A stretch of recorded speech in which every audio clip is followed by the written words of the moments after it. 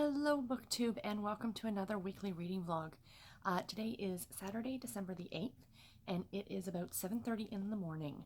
I am here with my advent calendars as I was doing all last week. If you're new to my channel, a very quick explanation. I have two advent calendars that I open from the 1st to the 24th of December every year. So the first one is the David's Tea calendar and there is tea in each of these. And then this one is last year's David's Tea calendar, but inside is actually mini skeins of yarn, so mini balls of yarn that I'm adding to a mini skein blanket that you guys will see throughout the week as I go. So I thought I'd just sit down and open up these before I head out. As you can see, I've already got my hat on. I am ready to go. I mentioned in my last vlog, you guys would have seen it, that on Friday night, or on Friday, I had a really bad migraine. It was brutal trying to sleep on Friday night, Friday into Saturday. I couldn't sleep. I was, I was in a lot of pain. It was all down here into, into my sinuses. Anyone who suffers from migraines probably understands the nausea and stuff like that too. And I just thought, gosh, if I still feel like this morning, that's not going to be good. So I got up, I woke up about 2 o'clock in the morning and I came out and I took an Aleve. You guys are probably familiar with that brand name. It's a pill I actually am not, it's a painkiller I'm not supposed to take because it doesn't mesh well with medications that I'm currently on. But every now and then, every few months, and my doctor has said it's fine. If it was something that I was using on a regular basis, there would be a problem. But for those ones when the migraines get really, really bad, and that was the case in this one. So I took one, down half a glass of water because they do cause heartburn. And I went back to bed and I woke up just before 7 this morning and I feel fine. So I'm so grateful. So when I did wake up at 2 a.m. though, my husband said to me something about not looking outside. And of course, the first thing I did was go out and look outside. We got snow last night. I did not know about this. I did not know it was coming. So I'm trying to get this done and then head out the door so I can clean off the car because I'm off to meet my mom, of course. Not just a little snow. Like we got a good accumulation of snow. So I'll get some pictures when I get outside. I'll get a little video. But anyway, let's open the calendars, you guys. So first off, the tea calendar, and I wanted to open this one. I wanted to do this before I went because I actually want to take my tea to bingo so I can drink it when I'm at bingo. And like I said, today is the 8th. Oh, why can't I find? There it is, down here at the bottom.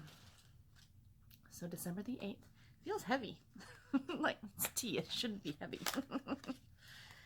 What have we got here? This is Zest Wishes. I have never tried this one before. Sorry, the light is, but yeah, I believe, is this it's an oolong tea. Okay, I like those. Let's see what it says on the back of here because I've never tried this one. Zest to me means something like orangey, I think.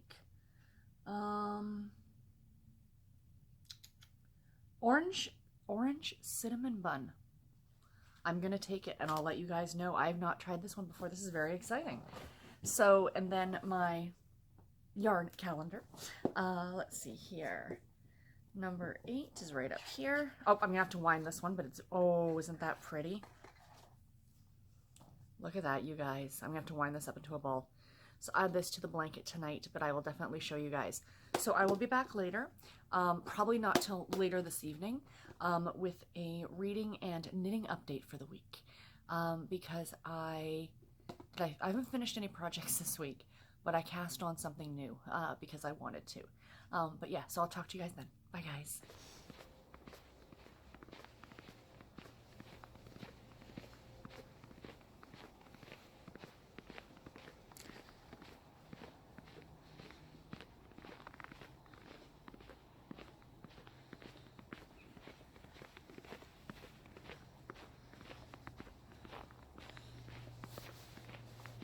Hi guys, it is Saturday night. It is about 10:30 at night and I thought I would do my little check-in.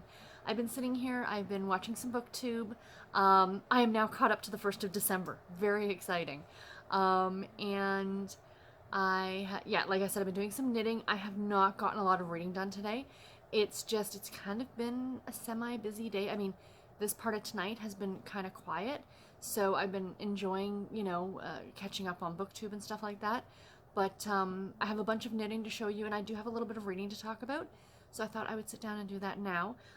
Going forward after this, I'm not going to have as much knitting to show you guys once I'm back to work, because I'm going to be losing a lot of that during the day, you know, because that's what I was kind of spending my time doing. So I was getting a lot done, which was great, but that's going to stop really soon. But before I get into everything else, my tea for today, which was Zest Wishes out of my David's Tea Calendar. It smells, you guys are going to watch me taste this for the first time. I just brewed it, you know, so it's labeled as like an orange cinnamon bun kind of concoction. So let's find out what we think about it. Oh. I don't think so. I don't think I like this.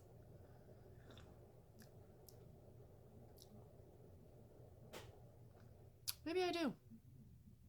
You can taste the cinnamon for sure. Absolutely taste the cinnamon in it. You can taste the orange too. You know what it is? I don't think I'd buy it.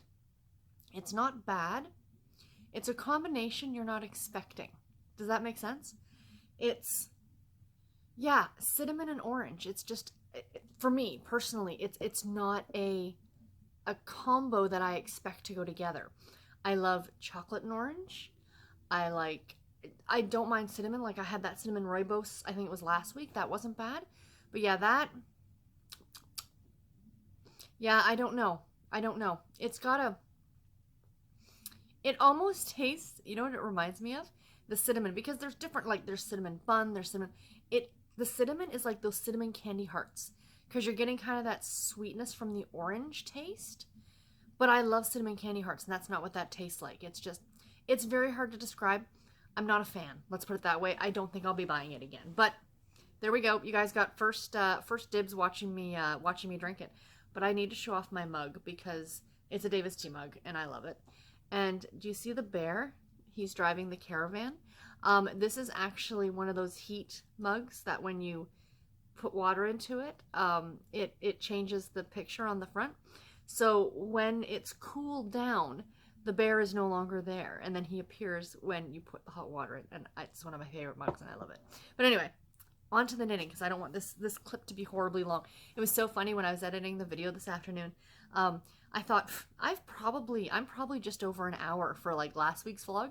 And I'm like, how did I get to an hour and 45 minutes? This is how. We'll start with the sock. So the sock, I've got 4 projects sitting here on my lap. I'm not going to show you guys my blanket because I was showing it all last week, and I'll be showing it throughout the week as I update you guys. Oh, well, I haven't finished knitting the square yet for today, so I'll show it to you tomorrow. I'll show you today's square and tomorrow's square tomorrow. So my sock.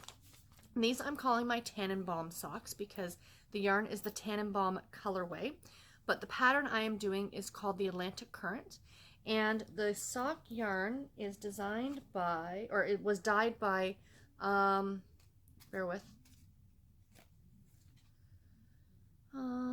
Beach Bum Yarn, by Beach Bum Yarn. So I've got a lot done on this, you guys. So there's the sock. There's the stitch marker. The little Christmas tree is where I was last Saturday when I showed this to you. And that is all that I've gotten done. Is this colorway not amazing? It's so Christmassy. And I got the heel in. It's a little wonky. The sock wants to like pull up as, you know, as it's sitting there. I don't block socks. They're socks. I wear them. When I'm done knitting this, they'll go on the sock blockers for about a week until I show them to you guys. But after that, I don't bother blocking socks just because you wear them and they kind of block on your feet. I know a lot of people do. I am not one of those people. But the pattern I'm doing is called Atlantic Currant. So essentially what it is, it's a slip stitch pattern. So every so many stitches, you slip the stitch and you carry it up 2 rows. It works so well on highly variegated yarn. I mean, yarn even more variegated than this in its color. I have another colorway, I think it's in the bag of sock yarns I will get to next year, that is heavily variegated. And I plan on using this pattern for it because it's perfect. But this is such a straightforward and easy pattern, and I love the way it looks. So, of course, Tannenbaum is like your Christmas tree with all your little lights. And I'm really happy with it. I love it.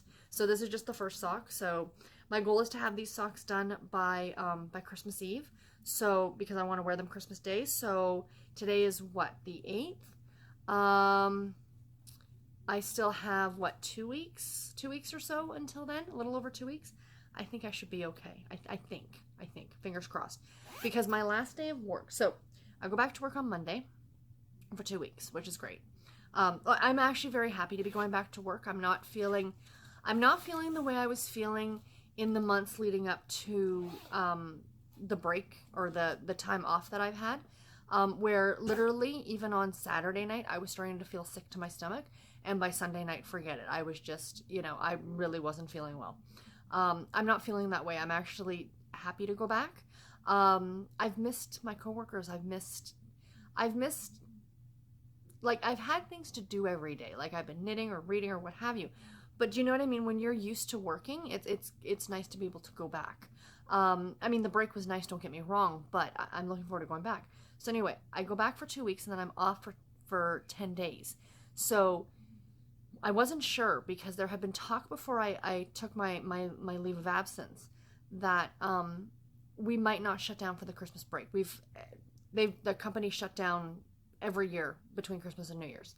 And because of the issues and things like that have been going on, there was talk about them not shutting down. Now, even though we're on shutdown, they still do have a skeleton staff that comes in. Shipping's there for a couple days out of the week, and usually customer service is in there too. I'm going to offer to go in this year. I didn't go in last year, but I figured I had the break, or the leave of absence. So I figure I will cover over if everybody else wants to take their holidays. I will definitely go into the office if need be. I can probably work from home and, answer emails. It's usually not very busy, but I just feel like more that, I'll go into the office and it's never a full day. You go in, like, my normal shift would be like 9 till 6. This would only be like 9 till 3. So it's not that big a deal. Possibly even earlier, depending on how busy it is. I know there was one year it was like I left at 1 o'clock because there was like no phone calls, no emails, no nothing. And you do get paid for that because it's considered overtime. So that's kind of cool. But anyway, we got the email because I've been checking my work emails occasionally just because I didn't want to go back to 500,000. And we got the email on Wednesday or Thursday of last week saying that, yes, officially the Christmas shutdown happens. Our last day, the last business day, is the 22nd of December, which is a Saturday. But for me, it would be the 21st because I would leave work on the Friday. And then I don't go back till January 2nd. So I have a nice week and a bit. I think it does work out to about 10 days. So that'll be really nice. But anyways, total side note. So, when I finish work on the Friday, I have the Saturday, Sunday, and Monday, like full days without having to go to work, plus another weekend. So I should definitely get those socks done. That's where I was going with that. So the other thing I want to show you guys is, of course, the sweater. Not a lot got done on this sweater. I plan on working on it some more tomorrow. I have some big plans for tomorrow, stuff I want to get done, so we shall see. Yeah, I did not get very far in this at all, you guys. Literally, that's all I put in. There's the stitch marker. There's where I did. I think I maybe did 5 or 6 rows. So not much got put into the sweater this week. I'll show you the other things I've been working on. Like the socks are one of them. But yeah, so that has not gotten a lot of love. I wanted this sweater done for Christmas. Don't think that's going to happen, but that's okay. That's okay. The reason I wanted it done for Christmas is because I have another sweater I want to cast on Christmas, but nobody's saying I can't cast another sweater on at the same time. That there's no rules. Maybe my goal will be to get this done for New Year's. There we go. So, cause really it's, even though it's a sweater, it's not a lot more that I have to do. I just have to actually pick it up and work on it. The other thing that you guys have already seen are my mom's mittens. This is something I definitely have to get done by Christmas. That's why the sweater's been put to the side, cause I've been wanting to work on these instead. And these are the sweater is the, what's the name of the sweater? The Comfort Fade Cardi is the name of the sweater, and it's by Andrea Mowry. I'm going to leave a link to all the patterns in the description box below if any of you fellow crafters are interested in checking any of these things out. So these are the Something Wicked mitts. This is the second pair I've knit. I knit a pair for me, and I've been wearing them all the time. And these are now the ones for my mom. So this is the first mitten. There's where I was when I showed you guys last Saturday. I just had the starting of the ribbing done, but I am almost done this first mitten. I should finish this in the next, I could finish it tomorrow, really. But I kind of needed a break from it. That's why I like to have multiple projects on the go, because I kind of need breaks from stuff, right? But yeah, I'm really enjoying these. Mine I made into fingerless mitts, which is what the pattern calls for. My mother has requested full mittens. So I did have to go and look at a free pattern on Ravelry. I've never knit mittens before, like full mittens before. So I had to go look at a pattern, and the pattern I borrowed the formula from to finish them is the Maize pattern, M-A-I-Z-E, by Tin Can Knits, and it's one of the ones from their Simple collection. So I'll be borrowing that to finish off the mitten and the thumb. So yeah, so that'll be the first one. These ones I should definitely get done in time for the holidays. I'm not too worried about that one at all. But the reason the reason the sweater didn't get as much love as it should have is because I did cast on something new, because I had an urge. My friend Mandy is making the same pattern, and I saw it and I really liked it. And it's one thing I've never knit for myself is a cowl. So like, something that would go around your neck underneath your coat, or even just to wear on its own. And the reason I don't knit them is because the bulk of them, the majority of them, tend to be big and bulky. They're knit in like a heavier weight yarn, and I like around my neck, I don't like anything tight. I love my shawls because I can loosen them. They're not, does that make sense? I like stuff that has a little bit of give.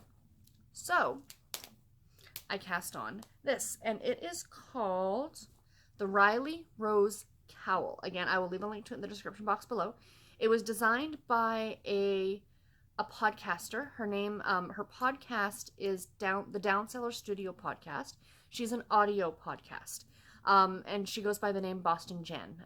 That's her Ravelry name, or if you want to follow her on Instagram or anything at all like that. But essentially you use 3 different colors of sock yarn on this, and it ends up being like this long. So it would go over your head, but you could pull it up, like if you wanted to kind of cover your head as well, if you didn't have a hat handy or something like that. But yeah, so I'm doing mine in very fall-like colors. So there is the ribbing. Isn't that gorgeous? Look at that yarn. And then I moved into an orange. So each section, what's very cool about this is like you're not just knitting a tube. Every section you're doing something different. So you do like so many rows of, this is a paid for pattern, so I can't obviously tell you guys the pattern. But you do so many rows of ribbing, and then you do so much of this next thing. And it's perfect because you get to that point where you're kind of sick of doing that, and then you move to something else. So eventually this will be 3 colors. So mine is going to be the variegated, this orange, and then a very light brown. So this is the bag it's living in. Of course, a very fall-like bag. But that color brown is going to be the brown that is going to be in this too. And I think it's going to be really, really awesome. Does not match my coat. My winter coat is actually like burgundy. But I don't care. As a knitter, you don't care. You just wear the hand knits, even if they all don't match each other. So yeah, so far I'm really enjoying knitting on this one. And yeah, so that's all my knitting. Enough, I think. Like I said, next week I will not have nearly as much to show you guys. I'm gonna, kind of, what's the word I'm looking for? I'm gonna like move around the projects a bit next week to try and get some stuff done. I want to get my mom's mittens done. And then, yeah, so that's pretty much it. Anyway, reading for today. What have I been reading? Okay, I'm not loving this tea, but I'm thirsty, so it's a thing. Yeah. The more I'm tasting it, it's not for me. So reading-wise today, like I said, I have not gotten a lot of reading done today. I did start Dashing Through the Snow by Debbie Maycomer. This is a standalone novel. It's not very long. It's actually, I have it sitting up here from the library, but I started it on audio, and I grabbed the audio version from my library. And it's a really cute story so far. I'm about 25% of the way through it. It's not a long book. The audio comes in at about 4.5 hours, and I'm about an hour and a bit through it. And it's about a woman who, I think her name is Ashley, and she is trying to book a ticket to go to Seattle to see her mother for Christmas. So as she's standing in line, the ticket agent tells her, I can't sell you a ticket. And she's getting really flustered, like, why can't you sell me a ticket? Is it overbooked? Well, no, I just can't sell you a ticket. And then she's like, are you telling me that there's no more flights to Seattle? Well, the guy behind her's like, what do you mean there's no more flights to Seattle? And the ticket agent's like, well, I'll deal with you in a minute, So he ends up getting put on, like, so Ashley kind of gets mad and decides to leave, and she's like, I'm gonna go rent a car instead. And the guy behind her in line, his name is Dash, he meets up with her at the ticket counter or not the ticket counter, at the rental agency. And he's like, well, yeah, there were flights, but I had to be put on standby. And she was still mad. She's like, well, why couldn't she put me on standby? Like, that's not fair. So there's this whole thing, and it turns out, I don't want to give it away. Unfortunately, at the beginning of the book, there's a letter from the author, and the letter from the author tells you what it is. I would have been happier going in not knowing, because I read the back of the book and it doesn't say anything about it. So I'm not going to tell you guys. I know a lot of you have already read it, but I just love the premise and I think it's adorable. So anyway, it ends up being a cross-country road trip. So there's only one car left at the rental agency. So Dash and Ashley end up traveling together. And that's the point I'm at now, is that they're now on the road going from San Francisco to Seattle. I love a road trip romance. I absolutely love it. And a holiday road trip romance, like checking all the boxes. Fantastic. The narration on this one is really good too. I'm really enjoying it. So my goal is tomorrow is to get this one done. The other book that I got a little bit of reading done in today, of course, was My Forever Home by Debbie Burns, the third book in the Rescue Me series. I only got like maybe another chapter read on this one, so I don't have much more to say about it. This is a new week vlog, so I'll give you guys quickly the premise. It's about a woman by the name of Tess, and she has just come back from spending a year in Europe and she came back, she hadn't planned to come back yet, but she came back early because her grandfather passed away. And she is working at the local animal shelter. The whole premise of this series revolves around people who work within this, no-kill animal shelter. And she befriends a guy through a series of circumstances. She befriends a guy named Mason, who is trying to catch this stray dog in his neighborhood because he wants to bring him in and adopt him, essentially, right? Get him off the streets. And over the past, like, however long, he's been, the dog's starting to trust him, but Tess kind of has a way with dogs, so the two of them are going to work together to get this dog and bring him, like, to his forever home. So yeah, it's really good so far. Parts of the book are actually told from the stray dog's perspective, which really tugs at the heartstrings, and it's very, very sweet, and I am really enjoying it.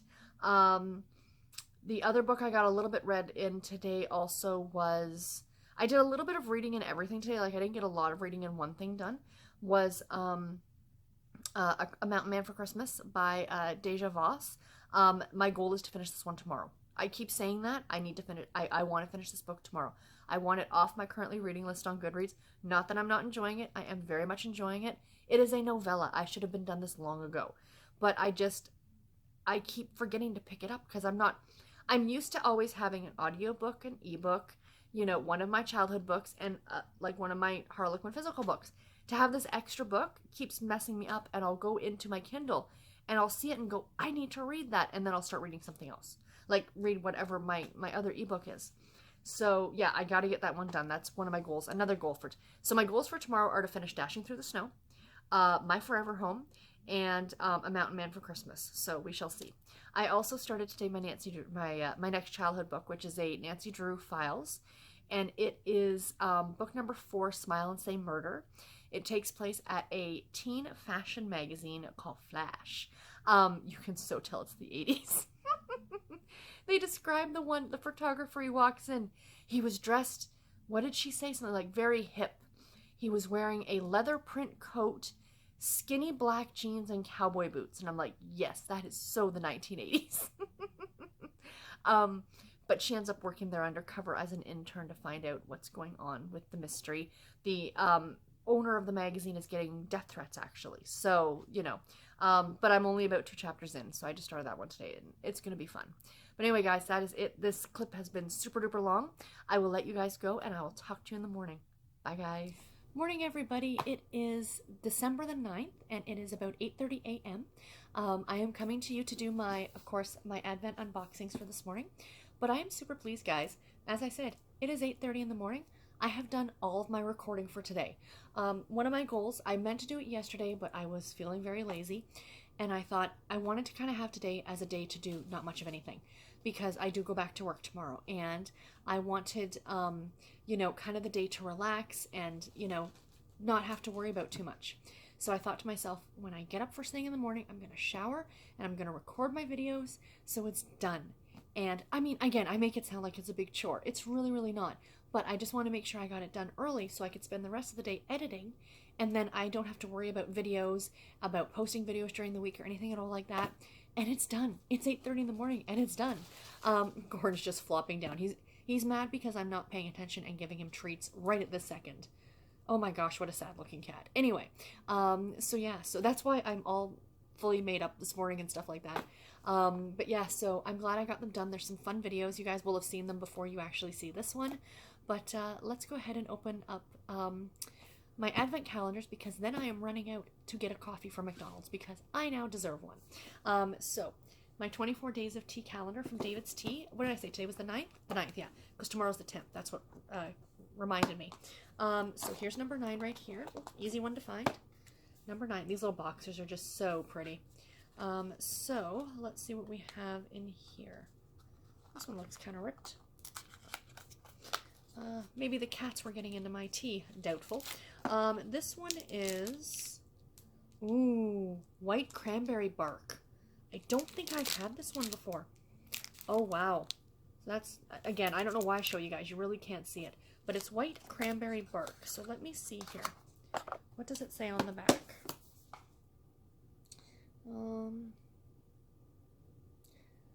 It is... Oh, it's now going to be an online exclusive. They tell you that on the back. Tart, creamy, and decadent. Ingredients: apple, raisins, cranberries, elderberries, hibiscus blossoms, white chocolate, stevia, natural cranberry, and chocolate flavoring. It says it contains milk. Sounds good. I'll update you guys tonight on what I thought about it. And then, of course, my yarn mini for today. I'll show you guys because I haven't really been showing you. But as you can see, as I pull numbers, you turn the boxes around and then it makes a, see, there's a little fox. It makes a picture. It's really, really cute. They didn't do that for the one this year, but I really think that's a cute idea. So number 9, and we have, ooh, so last week, if you were watching, I had that light purple color, and it was part of my my Free or Fade shawl. This is another part of the Free or Fade shawl, and this is a by Sunrise Fiber Co. It is called Grape. Unfortunately, she no longer dyes yarn, which is very unfortunate because her yarns were stunning. But yeah, so I'm looking forward to putting that one in the blanket. There's a lot of purple in this one this year, so that's always exciting though. But yeah, so this one will be fun. Anyway, guys, that is it. I will let you go, and I will update you guys tonight on my reading for today because I plan on getting a lot of that done as well. Talk to you guys later. Bye. Hi guys, it is Sunday night, and if you can't tell, I decided to dye my hair tonight. I went red. I used to have that bright red hair years ago, actually when I first started my channel. And then most recently I had it would have been 2 years ago, because last year when I went to the Christmas party, my husband didn't come with me, so I don't have a picture, because every year I get a picture of the two of us together. And I didn't get a picture, obviously because he wasn't there. But the year before, I had the bright red hair in the picture. And so that was the last time I had it, and then I kind of let it grow out, or fade out, or wash out, or whatever. So this isn't, like, I didn't strip my hair. Typically, if you're doing something like this drastic, you would, like, I guess, bleach it first, and then over dye it, like dye it with the red, which is what I did the first time I did this years ago. And it really destroyed my hair pretty badly. I mean, dyeing your hair, you know, isn't great for it, but, you know, bleaching it is one of the worst things you could do. So I'm like, no, I'm not doing that. So this is just like a box color, but because my hair is so blonde naturally, yeah, that is pretty much what you guys are used to seeing is my natural hair color. Close enough. I've dyed it a couple times, but I try and dye it as close to my natural hair color as possible. I actually luckily don't have any grays, so that's a bonus. But anyway, so yeah, so I decided to do this. I did, you can't tell, but I actually did miss a few spots. I noticed it when I was brushing it out in the back. It's on this side more so. But it's just kind of like my blonde peeking through, so it looks like blonde highlights. But next time I do this, I'm definitely going to get my aunt to help me, because my aunt usually dyes my hair for me because she's awesome, but I really want to do it tonight. You know, it's one of those, I'm in the mood to do it, and I was over at Walmart and I bought the hair dye and I'm like, okay, it was on sale. So I'm like, okay, I'm going to do my hair. I wanted something festive, and it's Christmassy, isn't it? But yeah, I now have, like, you know, my towel is now stained. This won't stay in like for very long. It will wash out relatively quickly.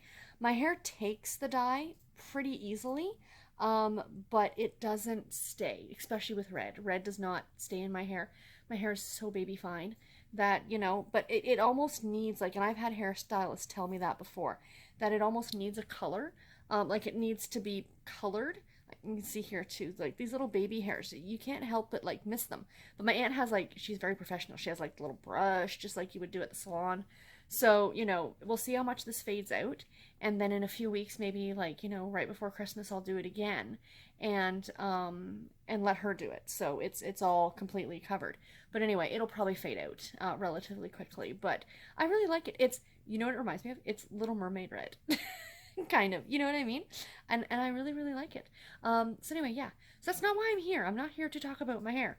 Although, I'm here to talk to you guys about books. And what I've been reading, and the 2 books that I finished today, guys. I finished 2 books. I finished Dashing Through the Snow by Debbie Macomber. The audiobook I was listening to, and I talked about it yesterday. I loved this so much. I ended up giving it 4.5 stars.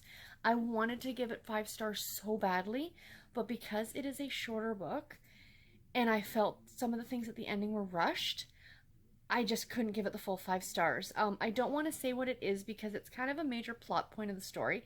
You find out very early on exactly what the thing is, like this kind of overall thing is.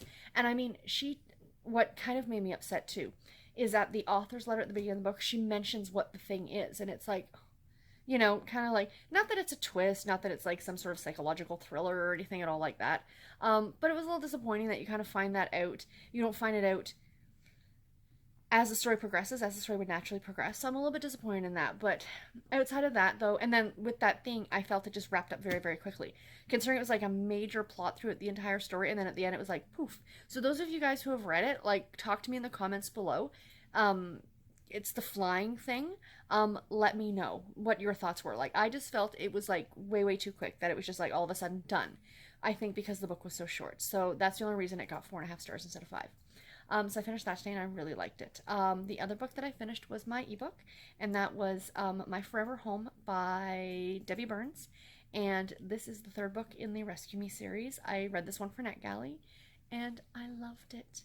I absolutely loved it. This one got 5 stars. I thought it was absolutely fantastic. There are parts of it that are just heart-wrenching, like when, you know, they're from the perspective of the dog. It's just, it was written so well. And, you know, it was such a wonderful, wonderful book, wonderful story. You know, the romance between Tess and Mason was adorable, naturally progressed. It wasn't some sort of an insta-lovey thing or anything at all like that. You know, and it was great with all the animals. I just love this series. If you are an animal lover, especially a dog lover, because yes, it does tend to focus more on the dogs than on the cats, but they do talk about cats quite a bit because it is an animal shelter. It's a no-kill animal shelter that the story's based in for, you know, both cats and dogs. So if you're interested, go and check that out. But yeah, so that was my reading for today, and that's really all I got done. I was very productive today. I've filmed 3 videos this morning, like I told you guys earlier. My husband and I did the Q&A tonight, so you guys will see that. You'll see that before you see this, but I will still be blonde when you see that one because I did this afterward. And then I relaxed. I went over to Walmart. Like I said, I had to pick up like milk, and I needed coffee creamer, and just like the little random things like that that you kind of run out of, you know, and need to pick up on a day-to-day basis occasionally. And then I dyed my hair, and now it is 10 o'clock at night, and I have to get to bed because unfortunately I got to go to work in the morning.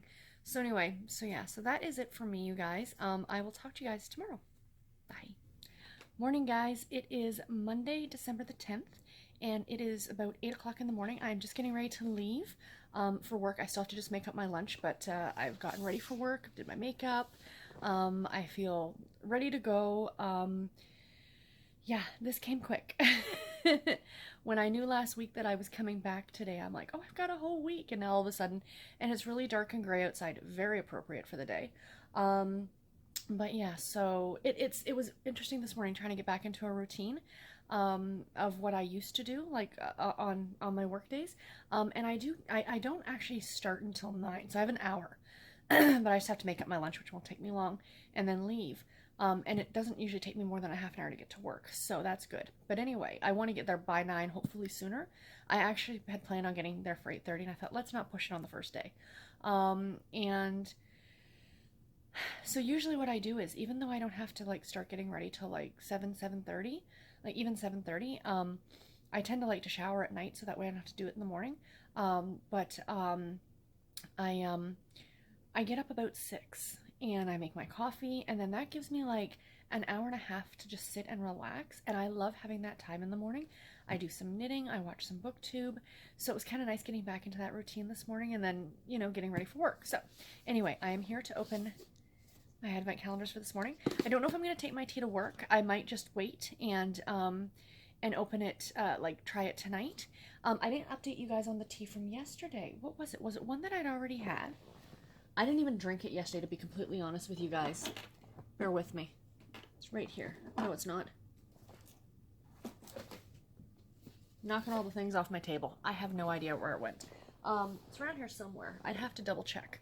Yeah, so I don't think I drank yesterday's, but I'm pretty sure I've had it before. I can't remember. It's gonna drive me crazy now. You guys are like, we really don't care. Anyway, let's open today's tea, shall we? So today, like I said, is the 10th, and it is right over here. We're going to try and do this one-handed again. I'm sorry, I just have to say my hair looks great. I'm so happy with it. I am disappointed now, like when I brushed it this morning, I could see in the back where I've missed spots. But like I was saying to my husband last night, it's just blonde highlights, that's all. I will have to do it again, I'm sure. So let's get this opened up here. This is way too hard to do one-handed. But I didn't want to take the time to set up the camera. I might have to do that, like, I'll do that during the week if I have time. Nutty and Spice. I have not tried this one, but it's a nut one. So yeah, so I will try this one. Lots of big pieces of peanuts and stuff like that in there, it looks like anyway. It says it's a low caffeine. It's an oolong. So yeah, so I'll let you guys know tonight. I will try it. I will try it tonight because I have not tried that one before. I'm not a big fan of the nut teas, but like I said, I shall give it a shot. So let's open up our... This one on the floor? Possibly. Sorry, I'm right here, I promise. People are going to get motion sick watching these. So the 10th today, and it's this one. This is a sock I think I knit last year as well. This is... because I don't think I had enough sock yarn last year to do this. You know, I didn't have enough this year either. I had to take from other places, but I think I only had just a handful. But this is by a dyer named Juliana's Fiber. She's actually in Ottawa, Ontario. She doesn't dye anymore, unfortunately. She doesn't dye yarn anymore. This one was called Carousel. So yeah, so this will be really, really pretty in the blanket. But yeah, anyway, that's it, guys. Gotta go make my lunch, and I'll talk to you tonight. Bye. Hi, guys. It is Monday night. And I survived my first day back to work. Yay! So yeah, it was not that bad. It actually was quite good. It was right now, like everybody said to me, they're like, how are you feeling? I'm like, pretty good, but talk to me again on Friday. I didn't feel stressed or anything at all like that. Again, there wasn't, you know, most people don't know yet that I'm back. And when I say that, I mean like the clients who email. So today I was tasked with like looking at like this bunch of emails that nobody was able to get to yet. Just kind of answering those and stuff like that. And I was getting emails back, you're back! And then all of a sudden, sorry to bother you on your first day back. Flood of stuff. And I'm like, you know what? I'll get to it when I get to it. That's my attitude now, you know? I will do my very, very best. The one thing though that's changed is that, and I think I might have mentioned this, I don't know, but my coworker who I was still talking to, was still talking to while I was off, he was telling me that they hired a couple temps to help out with the orders.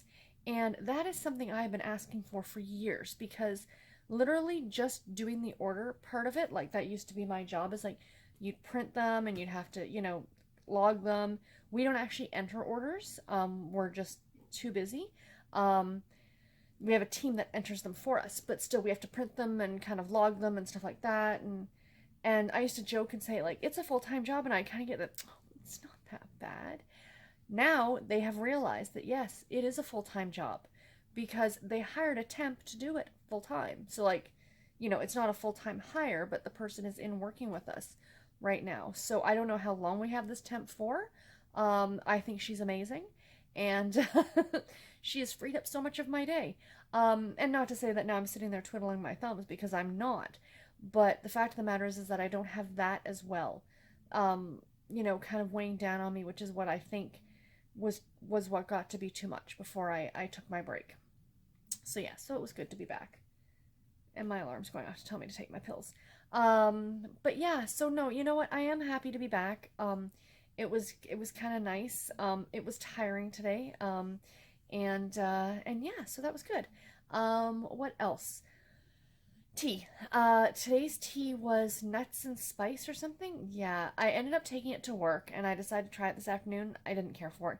I am not a fan of nut teas. If they have a little bit in there, it's depending on the tea, it's okay, but in general, not so much. Now, yesterday's tea, I remembered afterward, I found it, was white cranberry bark, and it was to die for. It was so, so yummy.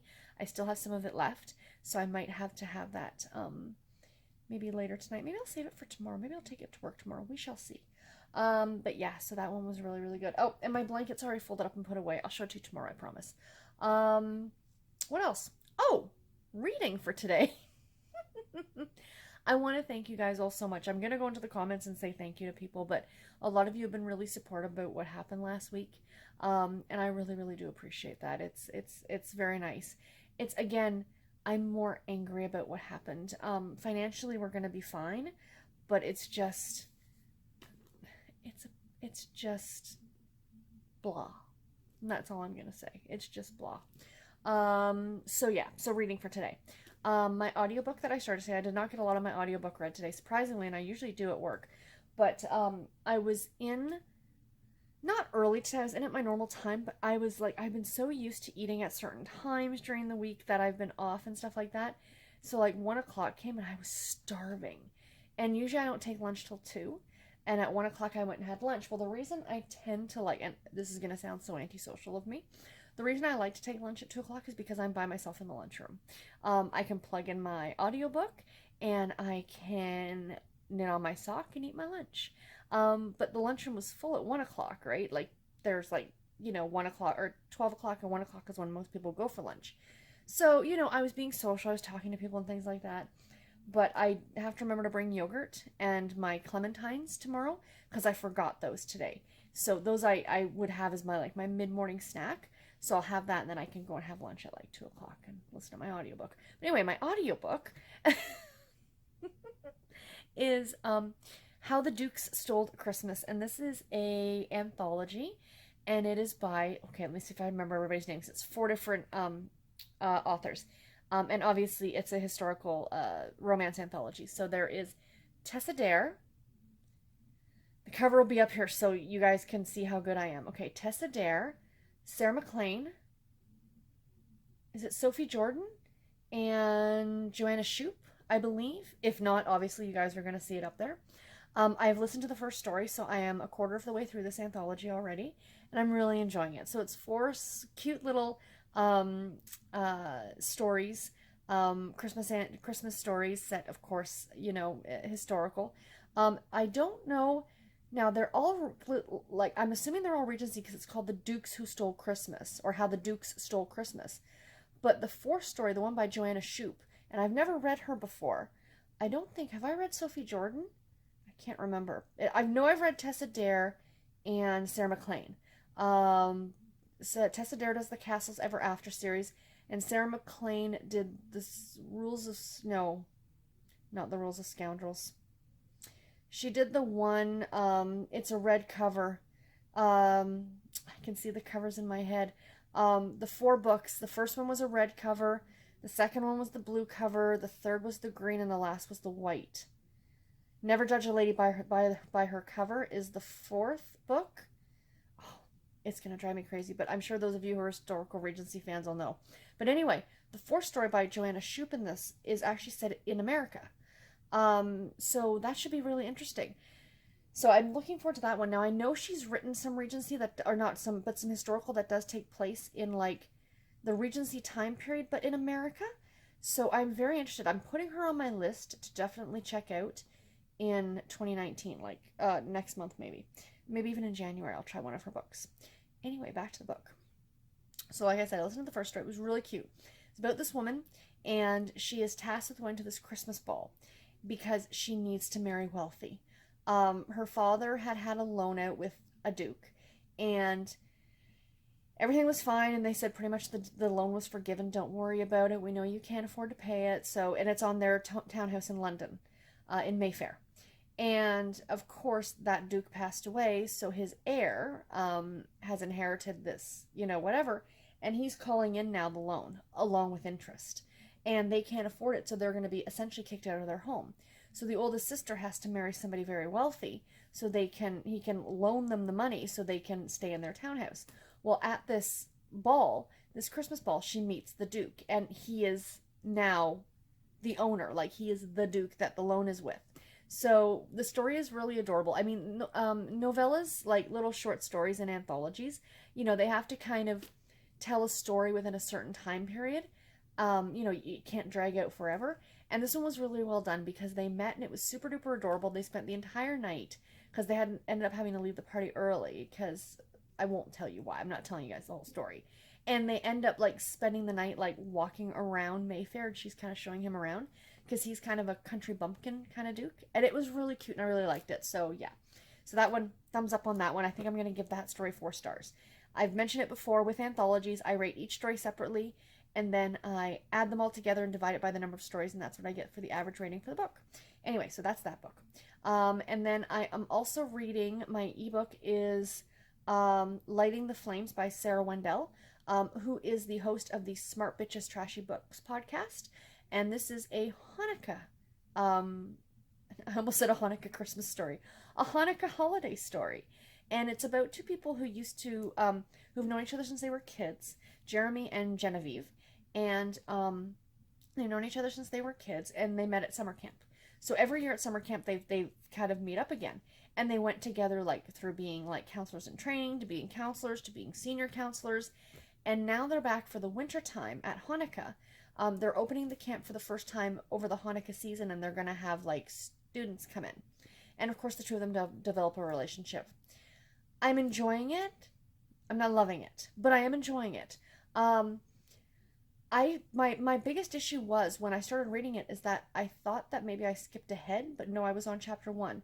I felt like I was jumping into this story not partway through, but I was missing something. Like, a lot of the groundwork had already been laid. Now, of course, there are a lot of this, they'll go back and tell you things later, but I still just felt like I didn't know the characters enough when we first started the story. And yeah, but I mean, other than that, it's not bad. Right now, I'm probably looking at about 3.5 stars if I was rating it now, but I'll finish it tomorrow. It's only 158 pages, so that'll be nice and easy to get done. And last but not least, I finished a book today. I finished reading Roses for Christmas by Betty Niels, who I did find out after, actually, I was editing that last vlog, and I went on Google and I looked, and she passed away in 2001 at the age of like 91. She was born in 1909, so that's pretty awesome. So yeah, so I enjoyed this. I ended up giving it 3 stars. It's not that it's difficult to rate something like this, but it's not what I'm used to reading, but it was really enjoyable. The story of, I haven't talked about this at all in this vlog. So it's about a woman by the name of Eleanor, and she knew this guy growing up named Fulk. F-U-L-K is his first name, like Hulk with an F. And the whole thing is, the thing that bothered me was that she kept like going on about how they knew each other as children, but she was 5 and he was 11. So how much do you really remember at the age of 5 of somebody that you met a handful of times? And she remembers him being like this jerk and stuff like that. And I'm like, is that really something that you would discern at the age of 5, but regardless. And he kind of mocked her, saying how she used to be chubby and how she still kind of was and stuff like that. But she's a nurse and he's a doctor, which was kind of par for the course for these old Harlequins. And of course a romance ensues. It was cute, and like I said in my last vlog, this was written in 1976, so hey, you know, whatever. But it felt like it was from the 1950s. But now that I know how old the author is, you know, you have to figure the characters that she was writing about, even though it was the 70s, when she was that age or whatever, do you know what I mean? You know, she's remembering what it was like. Does that make sense? You know, but I enjoyed it. It was an enjoyable read. I do like reading these old, you know, these old vintage Harlequins. I have a love for them. I want to, every time I see them in a store, I collect them. And eventually I will get to reading more of them. But yeah, I mean, I enjoyed it. It was a fun little Christmas read. And it wasn't overtly Christmas, like some of the ones now, the Christmas books that you get now, where it's like inundated. Like, it was part of the story, but it wasn't the whole story, but it was still really enjoyable. So anyway, guys, that is it for this clip today. I am going to finish watching a couple booktube videos, and then I'm going to bed, and I'll talk to you guys in the morning. Bye, guys. Morning, everybody. It is Tuesday, December the 11th, and it is just after 7:30 in the morning. I'm getting ready to head out the door, and I'm just about to go make my lunch, so I thought I would open my calendars, and then we can start the day. So, first of all, my David's Tea calendar. Today's is, what did I say it was, the 11th? 11 right here. So there's number 11. And much easier to do with 2 hands. Ooh, what's this one? One of my favorites. Snow Day. Yay! I could smell this one as soon as I popped it out of the box. Oh, this is a favorite of mine. I have several tins of this in my cupboard, so I will definitely be having a cup of this tonight now. But yeah, so it is a herbal tea, so it is low on caffeine, and it is, oh, it's so good.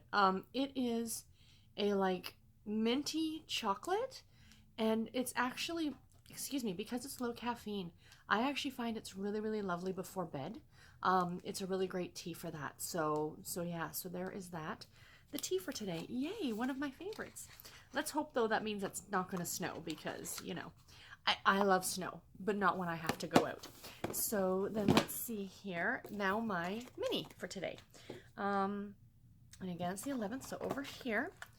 So the 11th. Ooh. What is this one again? This is one that I have knit. Oh, this is Candy Cane. I believe this is from Dragonfly Fibers. Don't quote me. I will update, like, on my Instagram. I've been doing that every day. You guys really seem to, like, my Instagram followers really seem to like it. That I post, like, my tea and my mini and the book that I'm, like, a different book every day. That I'm usually currently reading. So, actually, my friend Andrea was funny. She says, "Are you reading, like, one of those books every day?" I'm like, no.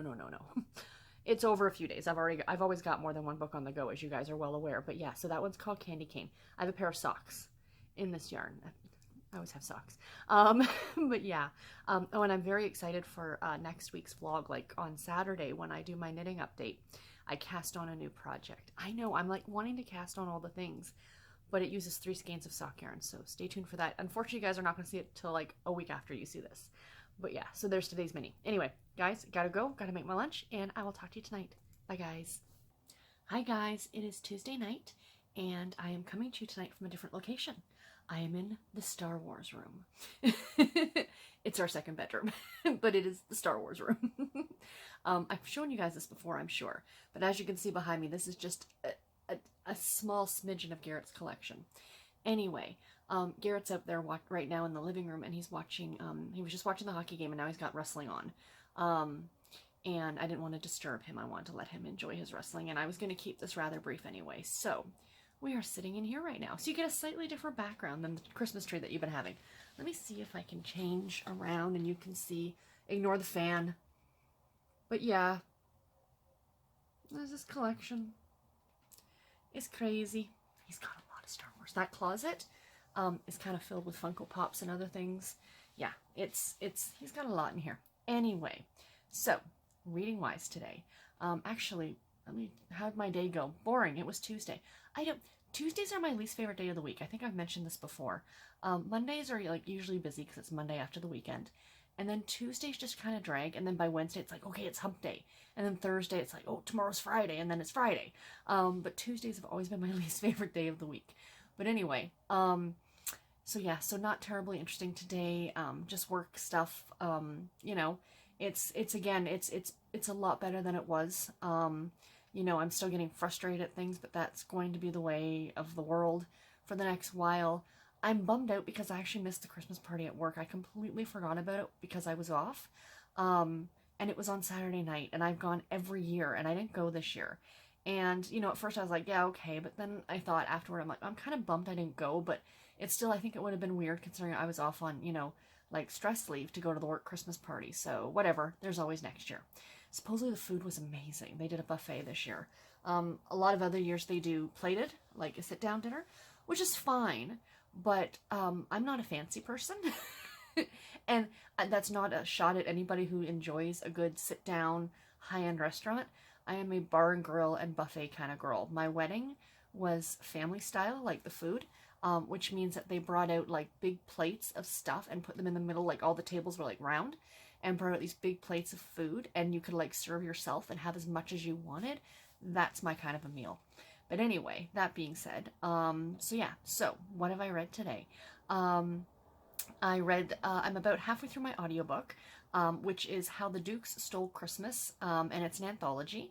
And I finished listening to the Sarah McLean story, which is the second story. And I have to say, this one I loved. I gave it 5 stars. I'm going to give it 5 stars. Again, I mentioned this yesterday. I rate each story individually in an anthology, and then I average them out and give the rating for the full book. I did not want to go on Goodreads, and I like to look at reviews after I have read a book to see if I'm the only one, or, did I completely miss something or whatever.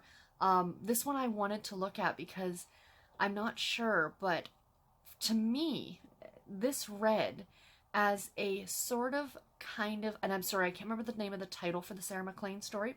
I have a hard time with anthologies by remembering each individual story's name, but when I do my mid-month wrap-up next week, I will be sure to mention each individual story by name. But anyway, this one was almost a reimagining. I don't want to call it a retelling because it wasn't a retelling. A reimagining of A Christmas Carol. And I didn't realize it was funny until I was more than halfway through the story, and I was driving to work this morning, and I was listening to it, and then it dawned on me, and I'm like, wait a minute. And what I think it is, and I think it's ingenious if this is what Sarah McLean did. I wanna message her on Facebook and ask her, because I think she's got an author page on Facebook. But the main character, our male lead's name was Ebba, it was Ebba, and it didn't dawn on me until later. And then our female lead is Jacqueline, but she was by Jackie or Jack, and he is almost like a Scrooge type character. He had a very difficult childhood.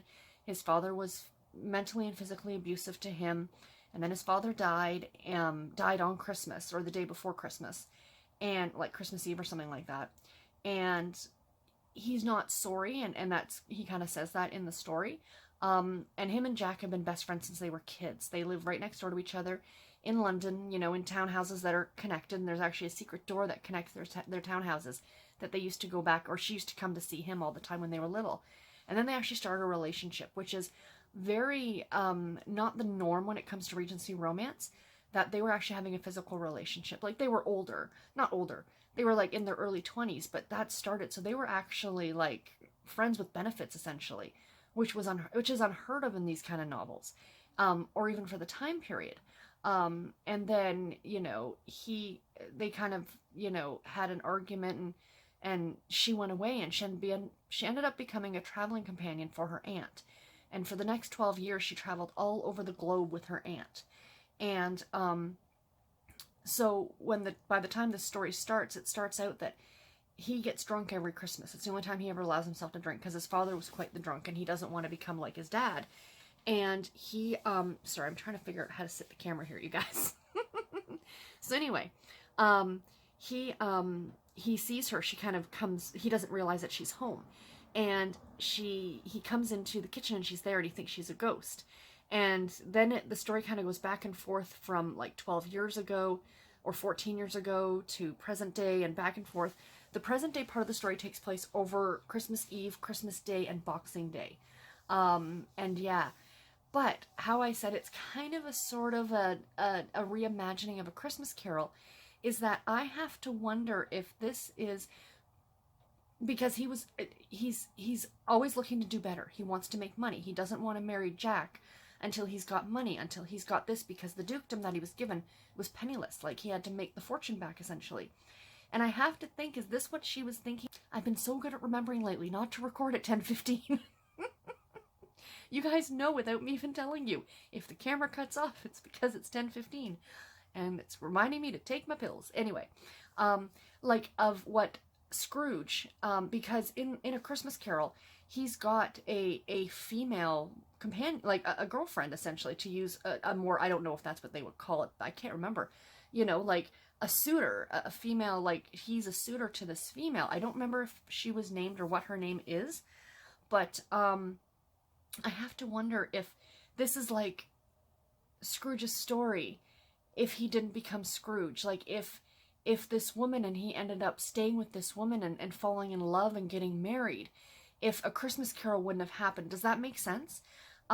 Because of his name, not only that, but I just, you know, the fact that he had a partner, the partner's, I can't remember the partner's first name, and, you know, it just, there were certain things, it wasn't like a complete, like, retelling of A Christmas Carol, because it didn't take on that typical, the person has a dream about a ghost from the past, present, and the future. But it was like an offshoot, and I just found it so interesting. If any of you have read it, let me know. Did you get those same vibes? Because when it dawned on me, it's all I could think about as I finished listening to the story. And like I said, I loved it. 5 stars all the way on that novella. So I've still got Sophie Jordan's, and I've just started hers.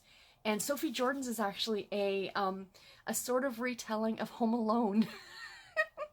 Set in Regency times, where this family travels to the Scottish Highlands, and they, you know, spend a little bit of time there before Christmas, and then she's a family of like 6 kids, and they decide to leave before this storm hits so they can get back to London in time for the holidays, and she's left, and there's no way to get back because this storm is coming, so she's left in this Scottish castle alone, with a couple servants, but still, she's by herself.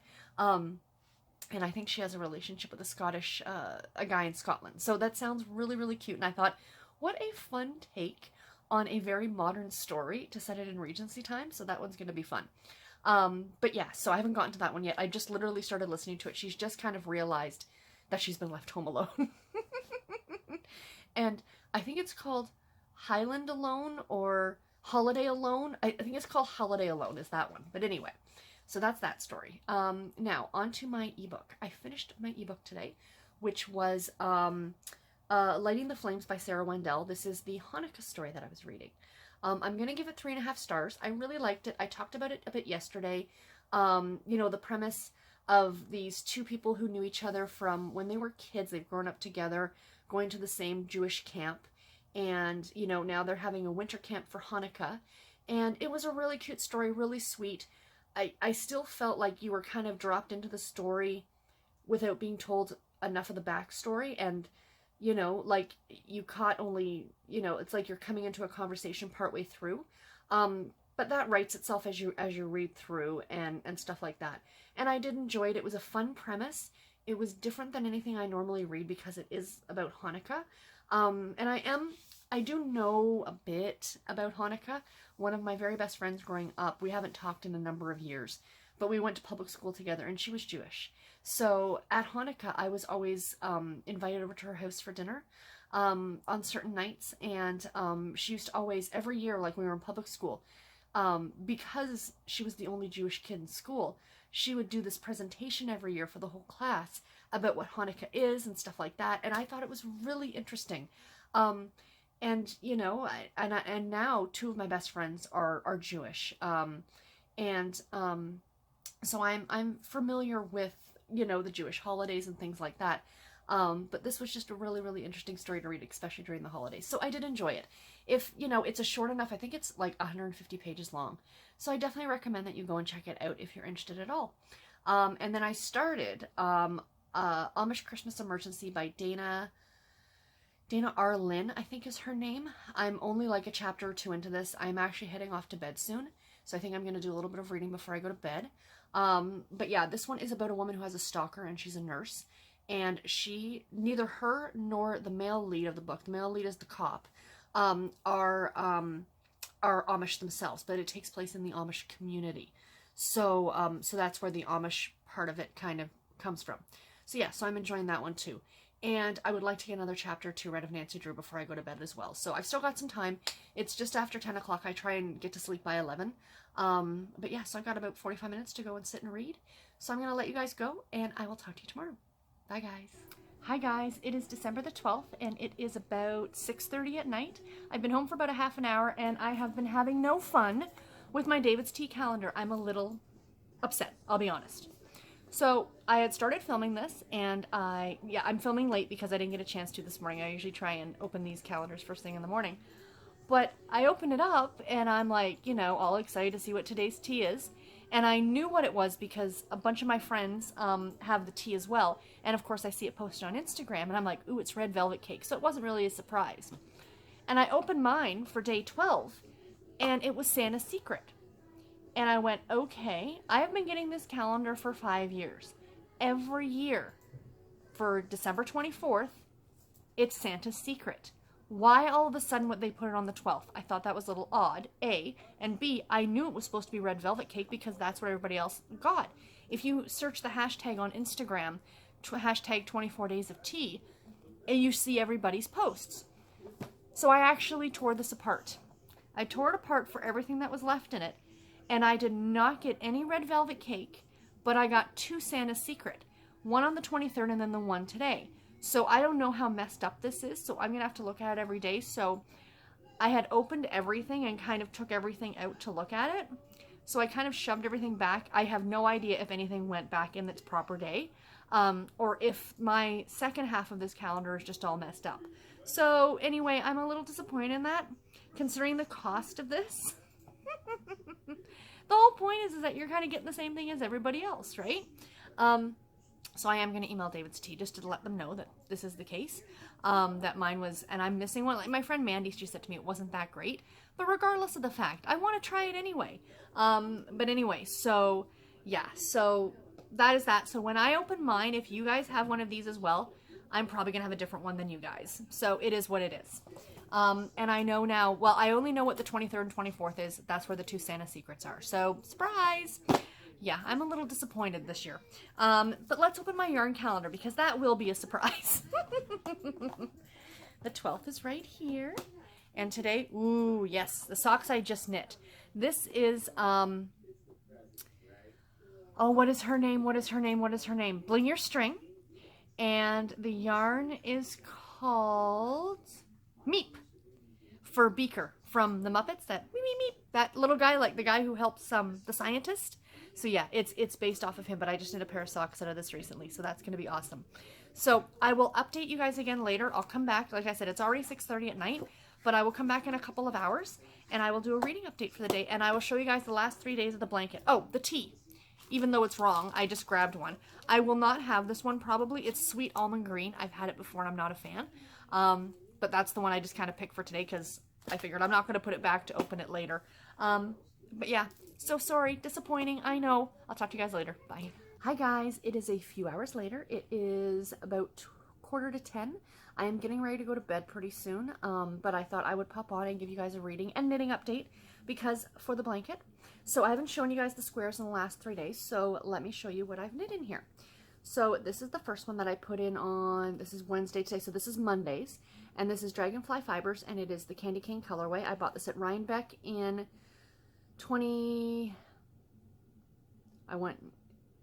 I want to say 2015. I think this was my first Rhinebeck I bought this at.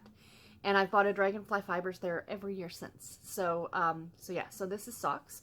And then I knit this one, which is Juliana Fibers, and the colorway is called Carousel, a very, very pretty pink. That also became all three of these are pairs of socks. And then the last one is the one I added for today, and this is Bling Your String, and the colorway is called Meep. So there's that square in the blanket. And the fun thing was, as I was sitting on the couch knitting away on this square today, and I looked down and I realized that it's the same yarn that I'm wearing on my feet. So I'm wearing these socks that this yarn came from today. Totally unintentional. So yeah, so that was kind of a happy surprise, a happy little coincidence. So yeah, so the blanket's looking awesome. I just love looking at it. Absolutely love looking at it. It's going to be so amazing in 20 years when it's finally done. You know, now I'm thinking I'm kind of envious of my one friend because she actually started from the center and she's kind of building out around the center. And I thought in retrospect, what a smart idea, because you could stop at any time. Whereas mine, because I made it so long, I could make it a table runner right now, but it's not much of a blanket, you know, but it still just looks so pretty. And really, to be honest, guys, I just love knitting these squares into this blanket because I just think it's just so, so pretty. But yeah, so I mean, there's a lot of love and a lot of work in here. And, you know, I don't look at all of these and think, oh yeah, I remember that, I remember that, I remember that.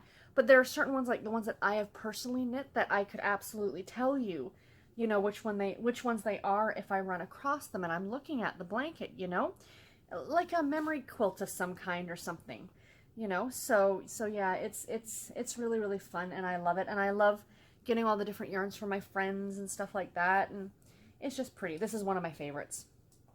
That one right there that looks like a watermelon. That was a self-striping yarn. It was a sock yarn. Whoops. It wasn't mine. I got it from somebody. Like, I got the little mini from somebody. But I would have loved to have gotten a full skein of that, because would that not look like awesome socks? Like, with getting the green stripe and then the watermelon. Oh, I just love it. So yeah, that's one of my favorites in the blanket. I love it. Anyway, okay, enough about the blanket. On to the reading for today. So, not a lot of audiobook reading got done. So let me kind of let you guys know why. Because yeah, it's my work hours have actually changed. So, long story short, about 2.5 years ago, they decided to take the U.S. customer service, and it used to be that it was like a free-for-all. In other words, whoever sent you an email, when you answered the phone, whoever it was, you dealt with it no matter where they resided in the country. And then they decided, the management team decided that there were 3 of us, that they would section out the country essentially into three spots. And each CSR would be kind of, that would be their territory. So at the time, our hours were 8:30 till 5. And, you know, my ex-manager, she left the company a little over a year ago. She had said that they wanted someone to stay later for the West Coast, which makes sense because, you know, when we leave at 5 o'clock on the West Coast, it's only 1 in the afternoon, right? So I kind of get it. But I think a lot of people on the West Coast are also used to dealing with companies that work in Eastern Standard Time. But anyway, that's besides the point. So when I decided to, I agreed to take the position, or to kind of fill in, I was told that it was only for the interim and that they were going to be hiring somebody new, like a 4th CSR essentially. And then when that person was hired, their hours would be 10 a.m. till 7 p.m. to handle the West Coast. Fine. I thought, all right, so maybe I'll do this for 6 months. And it was, I think in March, like it was just like in the spring, as, you know, the clocks were changing forward, so it wasn't so dark at night. Well, one thing leads to another. In 2.5 years, I'm still doing it.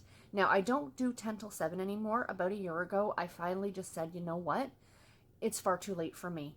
You know, it's not as bad in the summertime because it's bright and sunny till like 9 o'clock at night.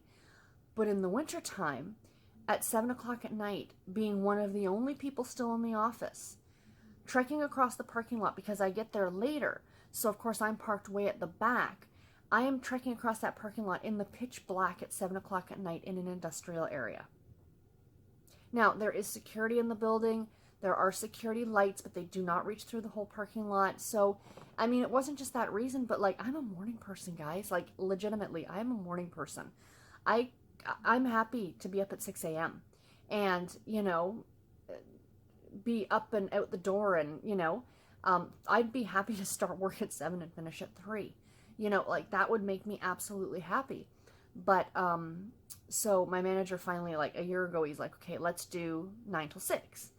And then now that I've come back off of my month away, I think that they've started to realize that you really do not need a person there even till 6 o'clock at night. The calls were few and far between. It was very quiet in the off, like, you know, I would just kind of answer emails. So I am now back to 8:30 till 5, which is really, really nice. And again, I think it's kind of, it's not a free-for-all per se. We each kind of still have our territories. Like, I still mainly handle the West Coast stuff. But it's not the hours anymore. So because of that, my audiobook reading, I have lost some time with that, because that last hour, that 5 till 6 at night, is when I used to listen to audiobooks. I can't really do that during the day at work because I'm on the phones all day. So yeah, so anyway, so that's why it's taking me a bit longer to read. I have to get back into a habit. I've been listening to them in the morning, to kind of make up some of the time. And, you know, like I said the other day, I'm sitting with other people at lunch now too. So, you know, it's kind of nicer to be a little bit social, you know, every now and then. Although I am taking my print book, and I do tend to read that, but I'll talk about that in a minute. So anyway, long story short, that is audiobook time decreased. So my audiobook is still How the Duke Stole Christmas. This is an anthology by, and I've mentioned this before, you'll see the cover right here, Tessa Dare, Sarah MacLean, Sophie Jordan, and Joanna Shupe. Shupe? I think I said that right. So I finished the Sophie Jordan story today, and it was cute. I didn't absolutely love it. I think I'm going to go with either 3.5 or 4 stars, probably more bordering on to 3.5 stars. Because I think she could have played off the Home Alone kind of, that she, you know, she borrowed the story Home Alone, I mentioned this yesterday, you know, adapted from, essentially, that it's about a woman who is left. Her family, I guess, vacations, if you will, in the Scottish Highlands at their castle, as one does. And just before, it's like 2 weeks before Christmas, and she's from a big family, there's 6 kids, and she gets left. She gets left, pretty much, and they are gone, and they can't just turn around and go come get her, because there is snow that's going to cover the pass, and they won't be able to make it back through until the spring. So she's essentially been abandoned. Now, she's not completely alone, because she's got a couple servants with her, and then the local Duke from the local laird in Scotland, he knows that these 2 servants are there, so he's going to come rescue them. There's a big storm coming, along with, I can't remember the word that they used in the book, but I guess in the UK, or in, well, I mean, Scotland is part of the UK, but in England they would call them like highwaymen. So like a band of thieves, essentially, is coming and taking and stealing from these summer estates, fall, whatever, that are now closed up for winter, and they know that nobody's there, and they're breaking in. Very much like Home Alone, where the 2 bandits, are breaking into these houses of the people who've gone away on vacation. So he takes her, and then they're kind of, you know, it's their romance, essentially. But the reason I'm probably going to go more with 3.5 stars. I really like the writing. There were some really, really funny parts in this book. Stuff that just made me chuckle. Like, not, you know, busting your gut laughing out loud, but really great one-liners that made me laugh. There was one that I really enjoyed. They're talking about the old lady who runs the female lead, one of the servants who was left with her, or who was still there with her, how old she was. And a comment was made that she was there when they signed the Magna Carta. So, you know, if you are a history buff, that might make you laugh a little. And yeah, so that one was fun, but I really think she could have played more off of this traveling band of bandits, essentially, and kind of, not, because Home Alone's very slapstick, right? In the movie, where he's like attacking them and, you know, stuff like that. But I just think that there could have been more conflict between the thieves and the couple. Does that make sense? But it was still a cute story, and I enjoyed it. So I'm on to the 4th and final story now by Joanne Shupe, which I've never read her either. And this one is actually set in New York City in, I think, 1899. And it's about a woman named Annie, and she writes a newspaper column, but she writes it under an assumed name. And she is playing the part of a matron type woman who is married with no children, lives in a very fancy, townhouse or whatever in the Upper East Side with her very well-to-do husband. She loves to garden and she loves to cook, and it's kind of an advice column, right? The truth is that, she burns water, and she knows nothing of doing like any of these things that she talks about. And now the newspaper is asking, I think it's Miss Wilson, is the column, is asking her to host Christmas dinner for all of these investors at the newspaper, and she doesn't know any of this stuff. So it sounds really cute. And the one thing I thought was interesting is there's only one narrator on this book, but the first 3 stories take place in England, and then this one takes place in America, and the narrator is doing a bang-up job on an American accent. I'm really, really pleased with it.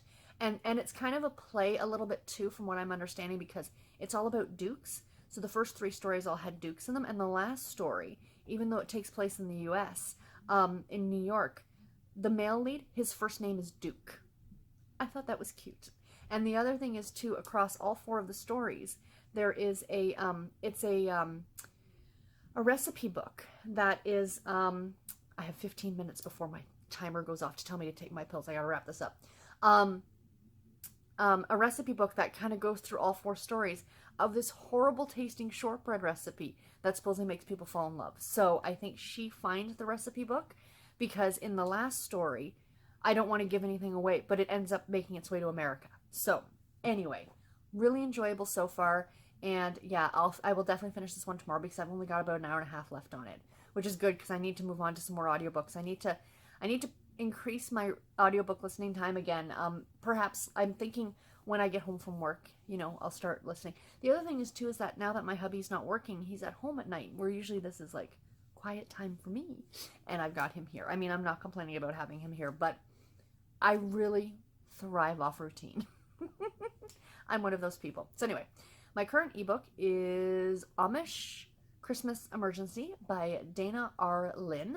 I'm enjoying this one too. I talked about this one yesterday. It is about a woman who has a stalker, and she's a nurse, and she works within the Amish community.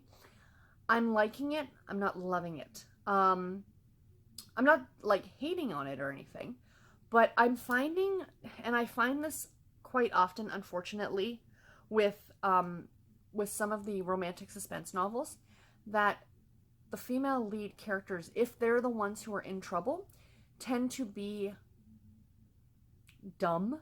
I'm sorry to say that, but like this one, she's had 2 people, or twice she's been shot at.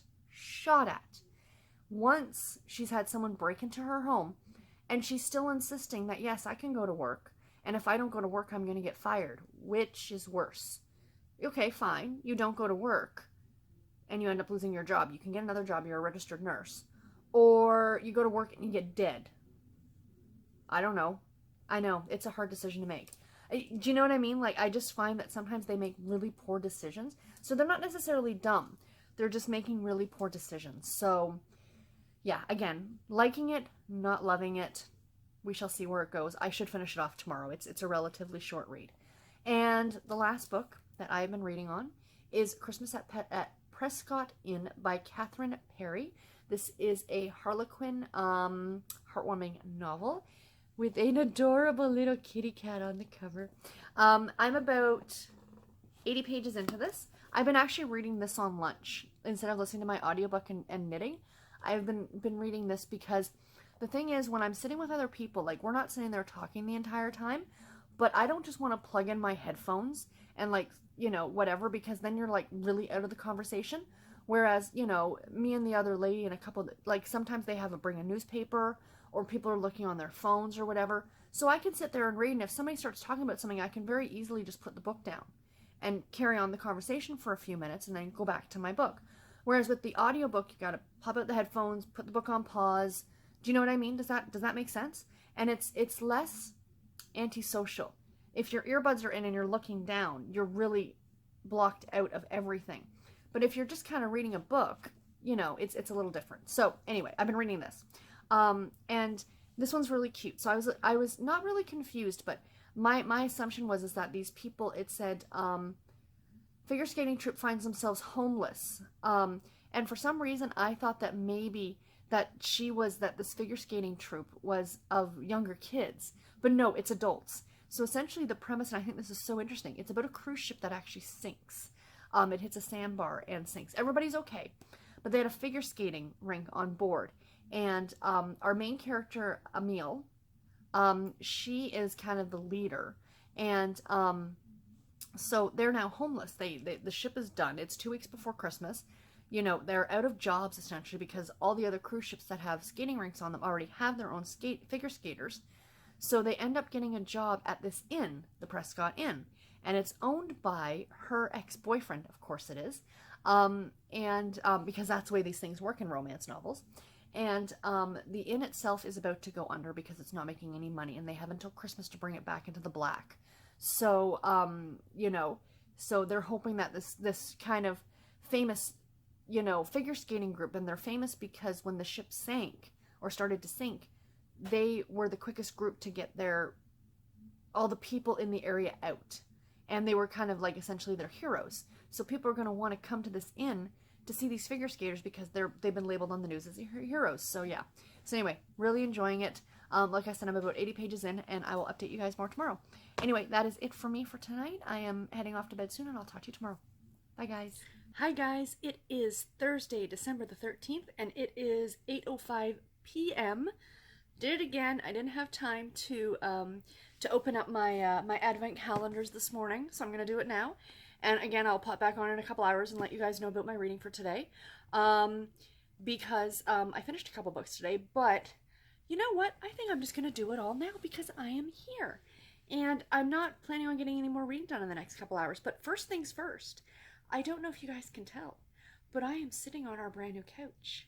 Yes, my husband and I got a new couch. Isn't it fancy? We had our old couch for like 10 years, no joke. And like the springs were popping up and all these things.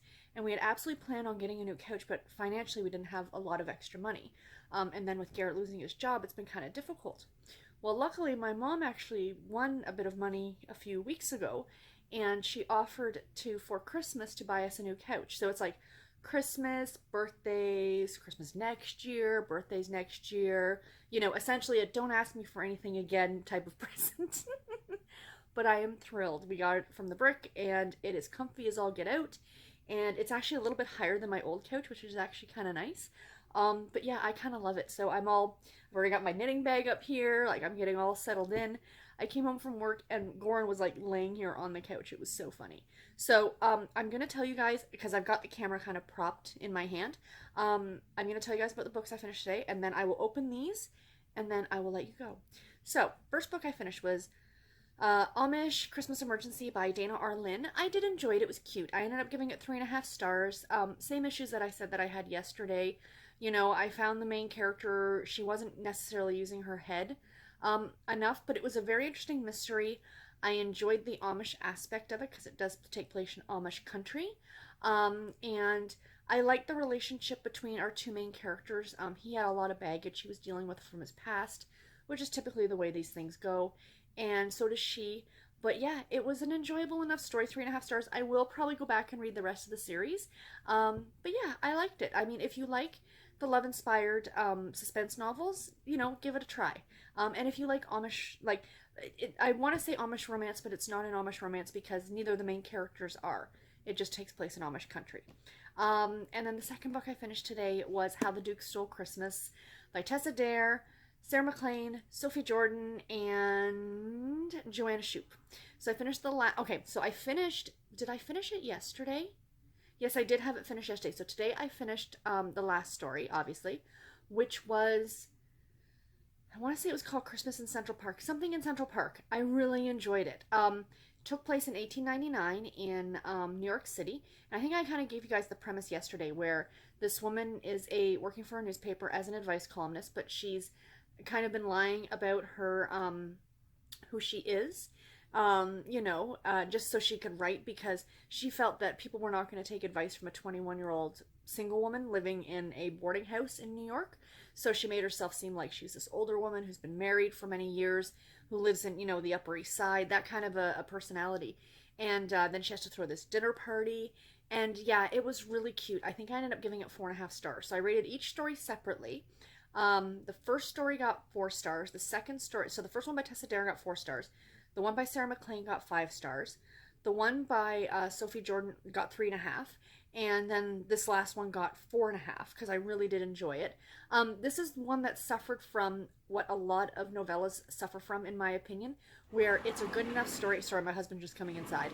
Where enough of the story was good enough that it could have warranted a full-length novel.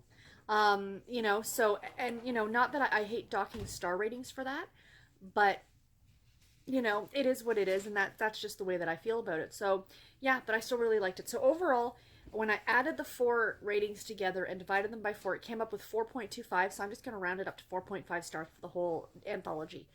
Really, really enjoyable, and it was really enjoyable on audio. If you can get a copy of it on audio, oh, what's her, Judith, is it Judith is the narrator's name? Oh, I can't remember. I think Irie is her last name. Did a brilliant job. Not only on the British accents, of course, for the 3 Regency ones, but for the American accent for the one that took place in New York City. So that was really enjoyable. And that's really all the reading that I got done today. I mean, not too shabby. I finished 2 books. I am going to start reading tonight before I go to bed. Christmas, a biography by Judith Flanders. This is the one that I am replacing A Battle for Christmas with. This is a book I happened upon on Goodreads, and it looked really interesting, so I bought a copy of it. I think it was on sale on for Amazon. But Judith Flanders wrote The Invention of Murder that I read earlier this year that I really enjoyed. So she is really good at nonfiction, so I'm really looking forward to this one. I think it's got a really cute cover too. So it's not a terribly long book. It's under 300 pages, so I should be able to finish that one rather quickly. And I did start on my way home because I only had about 20 minutes left on my audiobook. Excuse me. On my audiobook. So I started, because I always have my next audiobook that I'm going to be listening to downloaded already, so I can just go right ahead and start it. And I started, 'Twas the Week Before Christmas by Olivia Miles, and this one is really cute so far. It's about a woman who runs a bed and breakfast in this old farmhouse that had belonged to her grandmother. She lives in the farmhouse, but the land that she lives on is leased, and the lease is going to be up in a week. And she has put enough money aside, and she has talked with the current owner about, excuse me, now I've got the hiccups, about buying it, about buying the land, so she'll, I just finished eating dinner, so she'll own all of it. But this man has come to stay at her inn, but she doesn't know that he is actually a developer for, like malls, like big shopping centers. And he had originally thought that maybe the inn had been owned by like an old couple who were ready to retire, and he would have an easy time, just buy them out and have them go on their way. But she loves what she does. She's younger, like she's under the age of 30, and she owns and runs this whole bed and breakfast.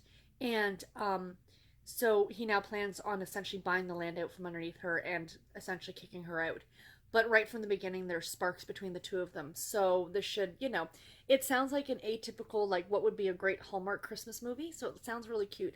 And I'll keep you guys updated on it. It's not a terribly long audiobook. I'm hoping to finish it by like tomorrow. But yeah, so that is all for my reading for today. Let's go ahead and open up the Advent calendar. So first of all, the David's Tea. And again, if you have your own David's Tea calendar, as I said yesterday, mine are now completely different. And I'm still really disappointed about that, you guys, like legit disappointed. I actually wrote David's Tea because I was that disappointed. And I usually do not write companies about things like this. Like but I just, you know, part of the fun is opening them. And yeah, sure, you know, I'm still getting different ones every day, and I get that. But the fact is I got 2 of the same one. And I know I got 2 of the same one, and I'm missing one. So it kind of took it away from me a little bit. So today's day 13. We have got, pull this out of here. There goes the thing. What have we got today? I cannot read. Oh, Mother's Little Helper. I had this one at Halloween. If you guys have been watching me for a while, I got the Countdown to Halloween calendar, the 10-day countdown. This was in here, and I really enjoyed it. So I think I'm going to make this just before I go to bed, because this is a great before bed tea. So yay. So I'm looking forward to that one very much. And then my yarn calendar, because I do have to put my my square in for today. And I will show you my squares tomorrow. I'm sorry, it's a little off today. I kept thinking today was Friday. A little crazy. I have a lot of pink ones. So this is actually, I know exactly which this one is. I knit this one last summer. This is by a dyer called Ravenswood Fiber. She's Canadian. She's down east. And she did this colorway especially for me because last summer my podcast celebrated, was it my 3-year podcast anniversary when I had the knitting podcast along with my 100th episode. And she did this for me. It's called Canadian Girls Rock. So yeah, I'm pretty sure she's still dyeing it or something like that, but she did dye it because I asked her to do it. So it's pinks and whites, of course. And there's a little bit, I don't know if you can see it in there. There's a little bit of, the camera won't focus on it, a little bit of blue in there as well. So yes, I'll show you guys this tomorrow all knit up. Anyway, that is it for today, you guys. I will talk to you all tomorrow. Bye, guys. Hi, guys. It is Friday, December the 14th, and it is about 7:30 p.m., and I'm coming to you with my update. Again, I did not get my my tea and stuff open this morning. I was too busy rushing to work. It was raining and stuff this morning, so I knew that the traffic was going to be heavier than usual, so I had to get my butt out the door a little bit early. But it is Friday, it's the weekend, I survived my first week back at work, yay! And I've only got one more week to go until Christmas break, so that's fantastic. So let me open my advent calendars, and then I will tell you guys about my reading for today. It wasn't as much during the day. I plan on getting some more reading done tonight, but I've got Bernard sitting here beside me on the couch. And Garrett's beside me eating dinner and watching Netflix. So today is the 14th.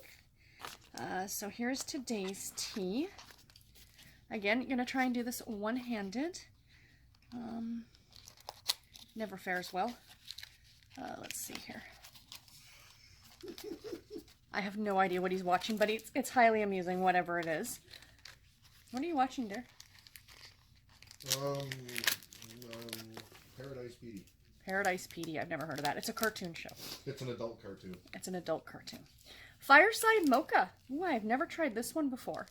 Looks yummy. But look, can you see? There's little there's little tree candies, tree-shaped candies in there. This should be interesting. I will update you guys tomorrow on what I thought about that. Oh yeah, so it'll be my next vlog. Sorry, y'all. So let me put that back. Okay, so let's find out today's yarn. I don't know if I'm gonna knit this in tonight. I want to work on something else, but I'll probably knit it in tomorrow. I've kept up to this point with a square a day, so we shall see. So number 14, right here. We shall open it up and dun, da, da, da. Ooh, this one is called, I believe it's called Let It Snow. This is a pair of socks that I made last year, and the yarn was dyed by, how good am I to remember? Sorry, camera's really close. Oh, I can't remember the name of the dyer. I bought her off of Etsy. It'll come to me as soon as I turn off the camera, but yeah. So that is Let It Snow. So that's really pretty. So maybe I will put that in tonight. And then last but not least, last things I want to talk about, of course, are, oops, let me fix my advent calendar, is my reading for today. So I finished a book today. I finished reading 'Twas the Week Before Christmas by Olivia Miles. This is a standalone novel, but I could absolutely see it as being part of a series because it does take place in a small town. This is absolutely, from the first few minutes of me listening to it on audio, it absolutely reminded me of any Hallmark Christmas movie that you've seen. It was really, really adorable. It was about, I mentioned it yesterday, it's about a woman who owns an inn, or a bed and breakfast, and this guy wants to come has come to stay there because he's actually planning on developing the land, and he didn't know that she was, that he essentially wants to buy the land that she's leasing. She had a verbal agreement that she was going to buy the land on Christmas because the lease was going to be up, and he now wants to come in and buy out the lease and put a big mall development there. And then of course it's their relationship and stuff like that. It was really, really cute. 3.5 stars I think is what I'm going to go with for my final rating for that one. But I really enjoyed it. It's part of the Audible romance package, so if you have it and you're looking for a good Christmas read, I absolutely recommend it. It was super cute. It did get a little spicy. There is some adult content in it, but it wasn't over the top. But just to let you guys know in case that is something that you prefer to shy away from. And then my ebook that I got reading today, I got some reading done on it. I plan on getting some more reading done on it tonight. And that is Christmas, a Biography by Judith Flanders, the woman who wrote The Invention of Murder, which I loved. And I'm really enjoying this so far. So it essentially is like as if you were reading a biography of the holiday. So it started, if you go back to the religious aspect of it, and we're now in Puritan times, but it's like how the Middle Ages celebrated Christmas, and I guess each chapter kind of goes through on how the different cultures and different time periods and stuff like that celebrated the holiday. So far I'm really enjoying it. I really love this kind of thing, and yeah, I really think I'm gonna like it. I like her writing, and it's a relatively, compared to The Invention of Murder. The Invention of Murder came in at just shy of 600 pages. This one is about 250 pages, so it's not quite as long. And a lot of it I already know from reading other things about the holiday, about the history of Christmas. I know that there's a special, there used to be a special on A&E every year at Christmas that was like a biography of Christmas. So I've heard a lot of this before, but I still really find it interesting. And yeah, so I will update you guys more on that one in my next vlog. Because this is the end of this vlog. I am going to insert a very small clip at the end. My husband and I went after work tonight to the mall because I had a craving for food court food, so we got Chinese. And I got popcorn from Colonel's. Yeah, so I just plan on doing some knitting tonight and watching some booktube and, maybe obviously getting some more reading done. But yeah, so anyway, the clip I'm going to insert is just very quickly of Santa's Village. I did not want to take a big clip of it because there are a lot of little kids there, and I didn't want anybody thinking that I was like, taking pictures. I didn't want anybody thinking I was a weirdo. But yeah, so I did get kind of a little overview of Santa's Village, and I got a little selfie of Garrett and I, so I'll insert that at the end as well. But anyway, guys, that is it for me. The last thing I want to mention is to thank everybody so much. The video that went up today, my 40 Years of Harlequin project, I don't think I've had that many comments on a video in a long time. You guys really seem to like it, and I'm super excited about it. So yeah, in a few more weeks we will be opening the first unwrapping of the first present, or the first book, and I'm really looking forward to it. So videos coming up next week. What do I have coming up next week? Oh, my mid-month wrap-up is going to come up. I'm going to film that on Sunday because tomorrow's the 15th. Excuse me. I'm hoping I might actually get the one by Judith Flanders done tomorrow. So that'll make it like 14 books, I think, for the first 15 days of the month. Not too bad. And then also I will have my Harlequin anticipated reads for January coming out next week too. So that's very exciting. So anyway, guys, that is it for this video. I hope you guys enjoyed it, and I will talk to you in my next one. Until then, take care and happy reading, everybody. Bye. Oh, we can get the fast pass to see Santa. Yes, and I want that glowing picture frame. Right down there. It's really pretty.